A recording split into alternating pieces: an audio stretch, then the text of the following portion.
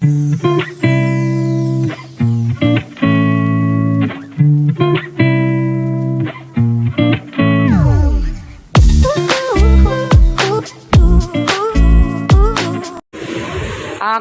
so ito yung estudyante ko dati sa grade 6.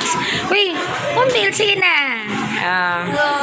Okay, sa tab, anong tab ka dito? Tab na? Top 1, 5. With honors ka dati sa grade 6, no? So, still consistent honor pupil sa grade 7 with honors. Okay. And you stay there. Oh, see na, it's okay. Sige na. Be proud of yourself. Oh, si Kisma Umil, na nanihihiya, na maganda. Uy, dali na! Sige na, oh, sige. Nasa ano din siya. Okay, so, ito yung mga estudyante namin, consistent honor pupil. Tanggalin mo, ang ganda-ganda mo. Okay. So, ayaw talaga. Ito mga maganda, ayaw talaga magpakita ang kanilang sarili. Okay, consistent honor pupil namin. So, okay. So, kailangan na, what are you going to do? Para maano talaga. Okay, study hard. And, another award na ano, nakuha mo? Perfect Ano yan? attendance. Ha? Perfect attendance? Yes. Okay, so, another perfect attendance. So, consistent. So, may natutunan ba kayo sa akin? Yes. Stricta ba ako? Stricta? Sabi yung totoo, it's okay. Stricto? Okay. So, pero may natutunan kayo. Being strict na napursige ba kayo? Hindi, wala. Na-discourage ba kayo o wala? Wala. Wala. Okay. All the more. Okay. Ito yung with honors namin dati sa grade 6. So, sa grade 7 siya ngayon. Perfect lagi yan siya sa attendance. Except si Kisma. Halika, Kisma. Si Kisma kasi, ito, mahilig ito siya sa soft drinks dati. Hanggang ngayon, nag-soft drinks ka pa? Hindi naman. Tanggalin ang ang ganda-ganda mo. Tanggalin kamay mo. So, nakakaano talaga ito. Nahiya siya sa sa camera. Doon ka, oh. Diba naman? Mga mayayain, pero mga mababait ang ano to.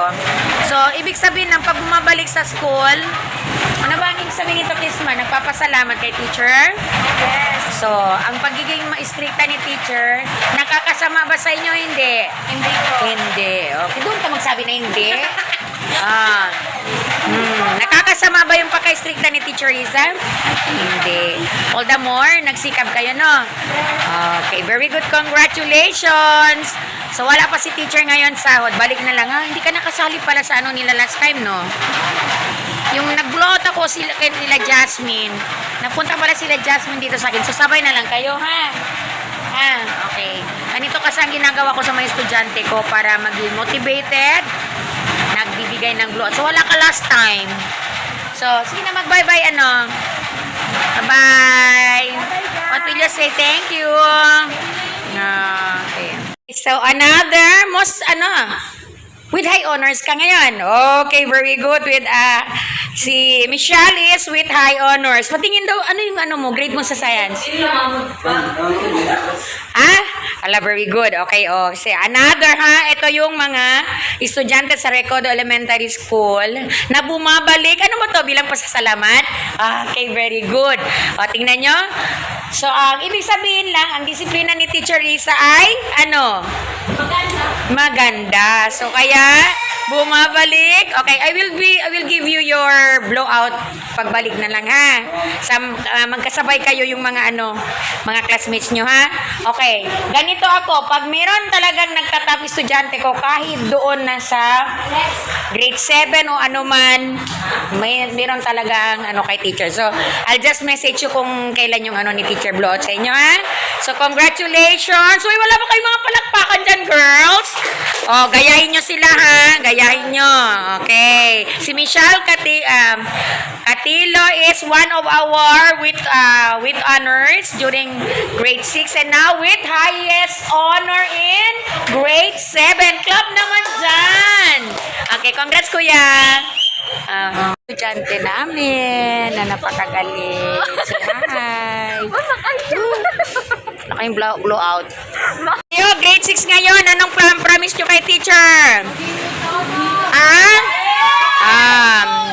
Dapat, pagpunta ng grade 7, anong gagawin?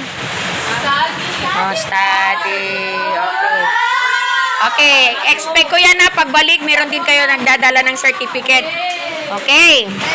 Okay, so for now, you can go home. It's Friday. So, goodbye, class. Goodbye and thank you, Teacher Rita. Goodbye, classmates. Goodbye. See you Tomorrow, Monday. Do not forget to study your lesson. At isa sa mga estudyante ko. Okay, bye-bye. Bye-bye. See you Monday. Bye. Ito ang mahiyain na ayaw sa camera. Bye-bye, Patma.